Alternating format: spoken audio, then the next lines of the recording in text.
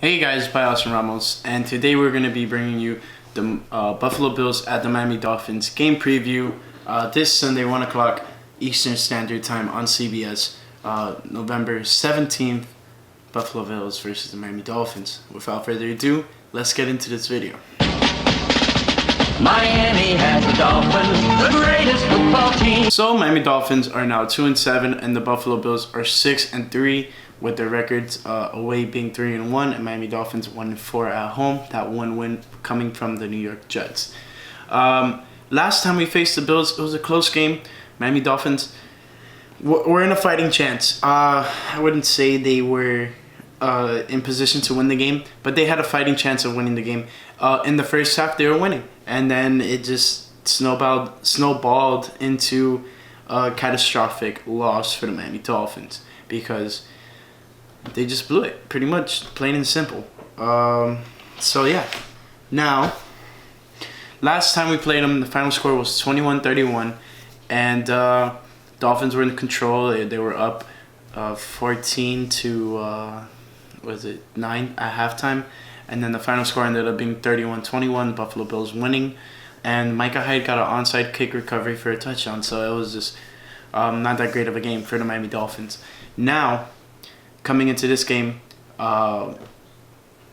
Dolphins have a fighting chance of winning this game, even though the ESPN matchup predictor has them at 34.8% chance of winning compared to Buffalo's 64.9%, and a tie is at 0.3, which is higher than normal. But now let's go to injuries. The Buffalo Bills, Jerry Hughes, defensive end, is questionable, and that's the only one they have listed here. And then for Miami, it's Tucker Charlton, defensive end, questionable. Raekwon McMillan, linebacker, questionable.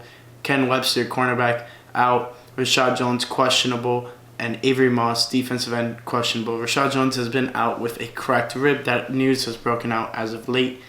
Let's go over to the spreads. Minus 6.5 for the Bills. Plus 6.5 for the Miami Dolphins. Moneyline plus 245 for the Dolphins. Minus 290 for the Bills, and over-under is set at 40. Now, some news just broke out that Allen Hurns is signed an extension until, I believe, 2021, and I'm going to get the details on that, but while I do that, let's see how many points per game the Bills are averaging. They're averaging 19.3 to Miami Dolphins 13.2, and then points allowed per game. Bills are allowing 16.7, while the Dolphins are allowing 29.8. Now, the total yardage for the Bills average is 351.7, Miami Dolphins 279.0, and then yards allowed 320.4 for the Bills and 404 for the Miami Dolphins.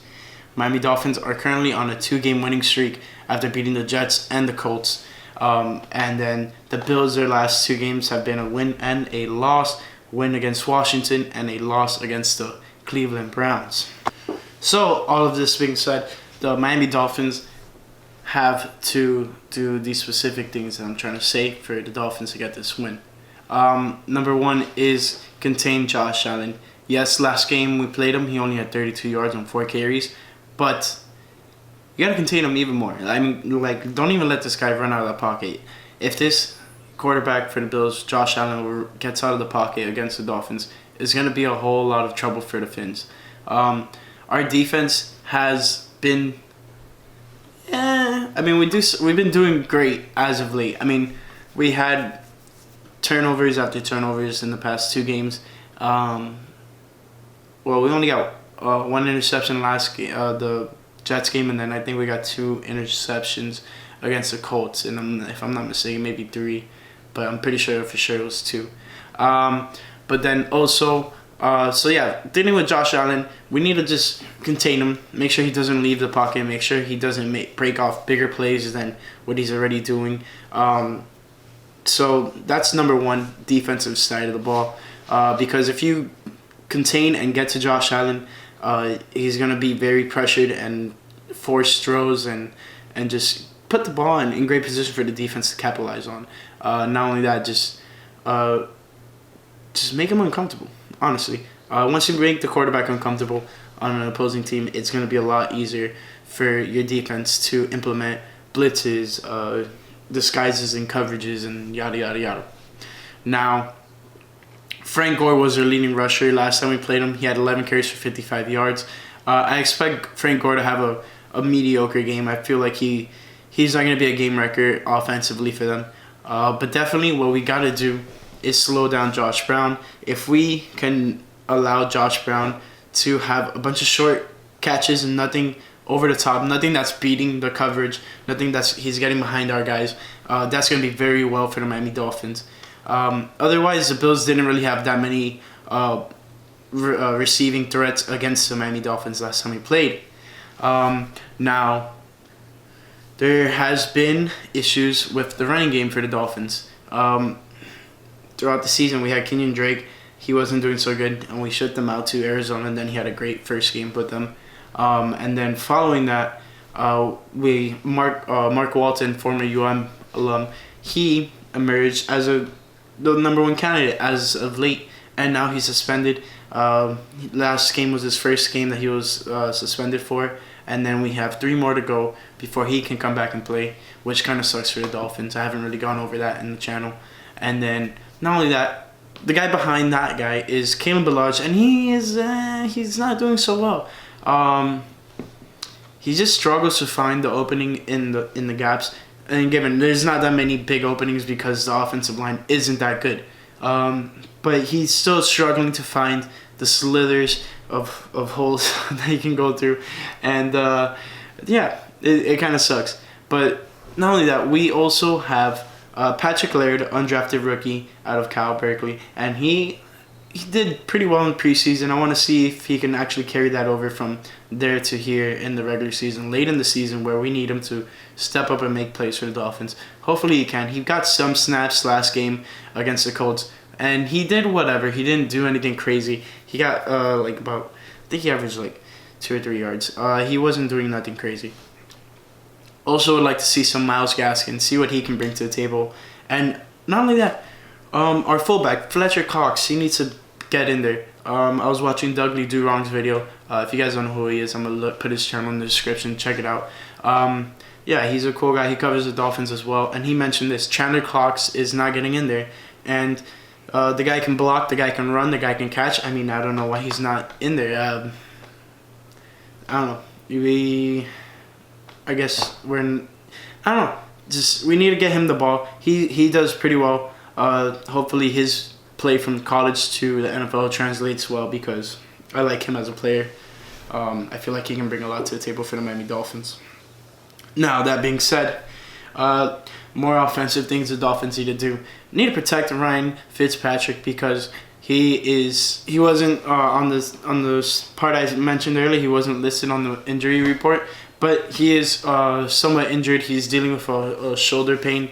Probably has to do with the hits he took and all the runs he tried getting while facing the Colts, and even in the game before that against the Jets. I mean, as of late, Ryan Fitzpatrick has been running out of the pocket and trying to pick up yardage for this team and putting his body on the line. And there was even a part of the Colts game where he was buzzed out of the game, and they had to examine him and make sure he was fine. He didn't get a concussion, yada, yada, yada. Josh Rosen came in, but he didn't really do much. He just handed off the ball. But the Dolphins were in good position. We had just gotten an interception, and then they're like, take him out of here. And Brian Flores was very furious about that. Now, another defensive thing we need to do is make it easy for Rashad Jones. He's coming back. Hopefully he's coming back this game. But if he does come back, he's coming back with cracked ribs. I don't know if they're healed up yet or not. But just make it easy for him. The secondary has been playing well as of late. I want to see who's going to be in coverage. Nick Needham has been stepping up to the plate, playing pretty well. I heard Eric Rowe was playing safety the past game or so, and he did pretty good there. Steven Parker had that amazing interception that he ripped out of Eric Ebron's hands in the end zone, saved us a touchdown, saved us going down early against the Colts. That was huge. I think that was a tone setter, and that was really a momentum shifter of the game. Not only that, there was also Jamal Wiltz didn't really do anything in the last game, but surprisingly, he plays a lot of corner, but they have him as safety on the depth chart. It's kind of funny. This team is pretty confusing when it comes to how they list off their players, the Miami Dolphins, as of late. That's nonetheless. Now, there's a lot of people who want the Dolphins to just lose the rest of the games, get that #1 pick. Well, as of right now, I'm recording this on Saturday, and Tua Tagovailoa, he injured his hip. He's got airlifted to a hospital, and that's what everyone, the Dolphins fans that I've seen, tank for Tua, yada yada yada. Let the season play out. What the result of the season is going to determine who we're going to pick. We'll find out what our needs are and how we can better ourselves from this year to next year and so on. So putting all your eggs in a basket with one guy, for me personally, is not worth it. It's not that I'm not a fan of Tua. It's just I was never really too high on him. I'm not a big left-handed quarterback type of guy. But if he can play, he can play. I'm not gonna deny he's played pretty well there in Alabama. But there's been emergences of guys like Joe Burrow. Listen to this, Kelly Bryant, the guy who was playing at Clemson. He's playing at Missouri right now, and he got injured. So I mean, all that happens, and this is his final year. He left Clemson because he got benched for Trevor Lawrence, and that's going to be one of the top names probably next draft if he goes out immediately when he can.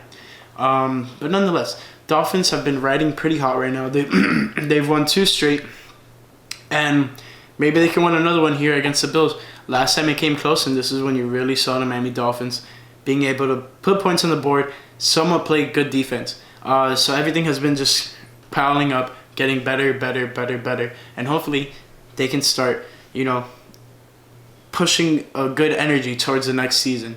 Not being called the worst team in the NFL, not being blown out every game, not being held out by the Patriots. Hopefully that doesn't happen week 17, but nonetheless, Dolphins need to just keep on bringing faith not only to the team, not only to the staff, not only to the front office, but to their fans. And yeah, just anyone who supports the team should be happy with all these wins. But that's pretty much it. I hope you guys enjoy the video. Hopefully the Dolphins get a dub. I picked them to win this week.